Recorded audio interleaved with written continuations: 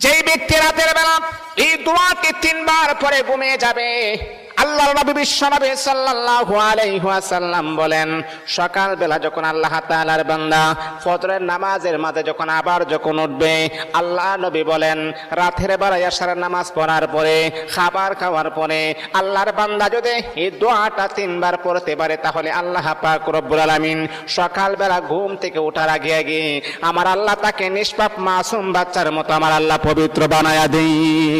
দোয়াটা সবাই আমরা জানি, আমরা সবাই কিন্তু দোয়াটা জানি, কিন্তু আমরা আমল করি না। দোয়াটা হলো আস্তাগফিরুল্লাহাল্লাযী লা ইলাহা ইল্লা হুয়াল হাইয়ুল কাইয়্যুম ওয়া আতুবু ইলাইহি লা হাওলা ওয়ালা কুওয়াতা ইল্লা বিল্লাহিল আলিয়্যিল আযীম। 3 বার যদি আপনি পড়তে পারি, ইনশাআল্লাহ আল্লাহ পাক রব্বুল আলামিন আমার আপনার জীবনের সমস্ত গুনাহগুলোকে আমার আল্লাহ ক্ষমা করে দিবে।